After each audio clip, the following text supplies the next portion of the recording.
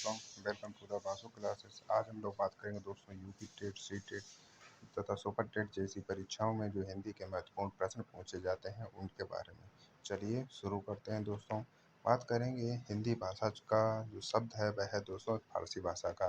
हिंदी भाषा की लिपि की बात की जाए तो वह है दोस्तों देवनागरी तथा हिंदी दिवस जो मनाया जाता है वह मनाया जाता है दोस्तों 14 सितंबर को। बात की जाए भाषा की सबसे छोटी इकाई जो है वह क्या है तो दोस्तों वह है वर्ण या ध्वनि। वर्णमाला किसे कहते हैं तो दोस्तों वर्णों का जो व्यवस्थित समूह है उसको वर्णमाला कहा जाता है। तथा हिंदी वर्णमाला में कुल कितने वर्ण हैं तो वह है दोस्तों 52।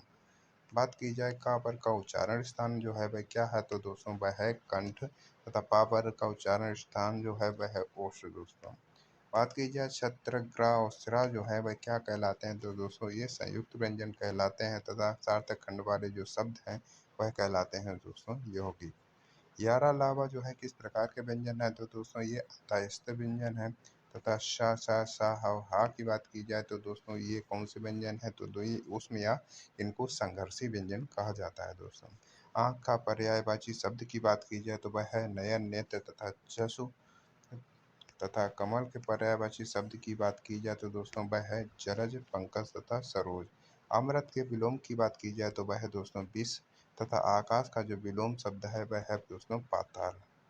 बात की जाए जो पहले कभी ना हुआ वाक्यांश के लिए एक शब्द है तो वह है दोस्तों अभूतपूर्व अर्थात जो पहले कभी ना हुआ तो उसको कहेंगे अभूतपूर्व।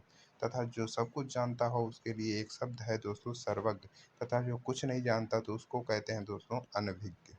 बात की जाए आसीन का शब्द जो है मुहावरे का अर्थ है वह है दोस्तों कपटी मृत।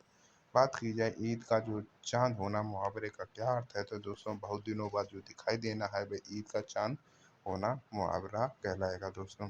कारक के कितने भेद होते हैं तो दोस्तों करार कारक के जो है कुल 8 भेद होते हैं। बात की जाए कर्ता कारक का जो चिन्ह है वह क्या है तो दोस्तों कर्ता ने कर्म को करण से तो दोस्तों ये चिन्ह कहलाते हैं दोस्तों। लिंग की दृष्टि से जो दही जो है वह क्या है तो दोस्तों दही जो है वह पुल्लिंग है। तथा वाक्य कौन सा जो शब्द हमेशा बहुवचन में प्रयुक्त होता है तो दोस्तों दर्शन, प्राण, आंसू जो है शब्द जो है बहुवचन में हमेशा प्रयुक्त होते हैं। बात करेंगे हिंदी व्याकरण एवं साहित्य से रिलेटेड क्वेश्चन के बात में।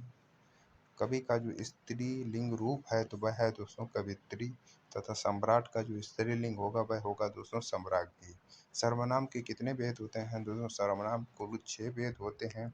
मैं और हम जो है किस प्रकार के सर्वनाम है तो दोस्तों यह उत्तम पुरुष सर्वनाम है। विशेषण के कितने भेद होते हैं तो दोस्तों विशेषण के कुल 4 भेद होते हैं। तथा क्रिया के मूल रूप को क्या कहा जाता है तो दोस्तों क्रिया का जो मूल रूप होगा उसको धातु कहा जाता है। रचना के 10 से क्रिया के कितने भेद होते हैं तो दोस्तों 2 भेद होते हैं सकर्मक क्रिया और दोस्तों अकर्मक क्रिया। यथाशक्ति में जो है कौन सा समास होता है तो दोस्तों यथा नामक जो अव्ययीभावी समास जो है वो यहाँ पर होगा दोस्तों। बात करेंगे चौराहा में कौन सा समास है तो दोस्तों यहाँ पर संख्याओं का जहाँ आ जाती है तो वहाँ पर द्विगु समास होता है। यहाँ पर चौराहा अर्थात 4 राहों का वो रास्ता समझ में आ रहा है तो ये द्विगु समास हो जाएगा दोस्तों। समास के कितने भेद होते हैं तो दोस्तों समास के कुल जो 6 भेद होते हैं तथा संधि के कितने भेद होते हैं तो दोस्तों 3 भेद जो होते हैं संधि के होते हैं स्वर संधि, व्यंजन संधि और विसर्ग संधि दोस्तों।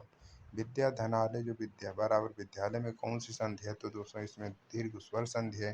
पवन का सही संधि विच्छेद की बात की जाए तो है दोस्तों पो धन अन अर्थात पवन दोस्तों। उपसर्ग शब्द जो है कहाँ लगते हैं तो दोस्तों शब्द के जो प्रारंभ अर्थात जो आगे जो लगते हैं वह उपसर्ग कहलाते हैं। तथा जो शब्द जो है अंत में अर्थात पीछे लगते हैं वह कहलाते हैं प्रत्यय। मिठास में जो है कौन सा प्रत्यय है तो दोस्तों मिठास में आस नाम का प्रत्यय लगता है दोस्तों। रास के कितने भेद होते हैं तो दोस्तों रस के जो है कुल 9 भेद होते हैं। श्रृंगार रस का स्थायी भाव की बात की जाए तो वह है रति अर्थात प्रेम दोस्तों। करुण रस का जो स्थायी भाव है वह है दोस्तों शोक। तथा छंद के कितने भेद होते हैं तो दोस्तों छंद के 2 भेद होते हैं मात्रिक तथा वर्णिक छंद। कनक कनकते सौगुनी मादकता अध्याय में कौन सा अलंकार है दोस्तों यहाँ पर यमक अलंकार है दोस्तों। चारु चंद की चंचल किरणों में जो है कौन सा अलंकार है तो दोस्तों यहाँ पर अनुप्रास अलंकार है। कामानी के रचयिता की बात की जाए तो वह है दोस्तों जयशंकर प्रसाद। तथा रामचरित मानस की जो भाषा है वह है दोस्तों अवधि। हिंदी का प्रथम महाकाव्य जो है वह किसे माना जाता है, तो वह माना जाता है दोस्तों पृथ्वीराज रासो को। अगर दोस्तों ये आपको वीडियो पसंद आए तो वीडियो को लाइक करें, चैनल को सब्सक्राइब करें तथा अपने दोस्तों को भी शेयर करें। धन्यवाद।